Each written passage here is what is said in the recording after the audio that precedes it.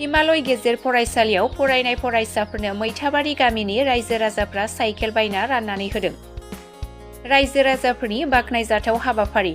बाक्सा जिल्लानि मुसलपुर सोलोंथाइ खोन्दोनि सिङाव थानाय हिमालय गेजेर फरायसालियाव फरायनाय फरायसाफोरनो मैथाबारि गामि सिङाव थानाय आमलायगुरि, खोदोमगुरि, भावरागुरि, दक्षिण मैथाबारि, सिसुगुरि, सुबानि रायजो राजा बिथांमोना गोरिब नखरनि फरायसाफोरखौ सोलोंथाइ बिथिङाव थुलुंगाखांहोनायनि थांखिजों गावबा गावनि सिपिनि रां खांज्लायनानै फरायसाफोरनो साइकेल बायनानै राननानै होदों।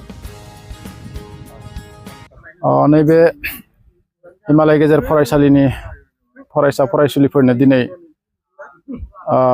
हिमालय गेजेर फरायसालि सामलाय आफाद माने SMC निफ्रायनो गोरिब गथ'फोरनो साइकेल रानना होनाय जादों। बे साइकेल राननायनि फैसाखौ बे हिमालय गेजेर फरायसालिजों लोब्बा थानाय गामि मोनद' गामि, बे गामिनिनो गासै रायजो राजाफोरानो खांलायलायनानै होनाय जादों, जाहाथे गथ'फोरा फरायसालियाव फैनायाव जेबो उसुबिदा जाया, बयबो फैनो हायो, बेखौ नोजोर लाखिनानै बिसोरो फरायनायाव थुलुंगा मोनथों होननानै बे हाबाफारिखौ एबा बे थांखिखौ लानाय जादोंमोन। बे फरायसालिखौ नैबे मैथाबारि, आमलायगुरि, भावरागुरि, खोदोमगुरि बिसोरनि गासैबो रायजो राजाफोरा ज' जानानै 1994 मायथाइयावनो गायसनदोंमोन। नाथाय मोनसे समाव जेब्ला सरकारा बे फरायसालिखौ लादोंमोन, जोंहा एसे दाइस्क'टनि गोरोन्थिनि थाखाय बे फरायसालिया सरकारि जानायनिफ्राय थालांदों। दासिमबो रायजो राजाफोरा गावबा गावनि फैसा खरस खालामनानै बे फरायसालिखौ सामलायगासिनो दङ।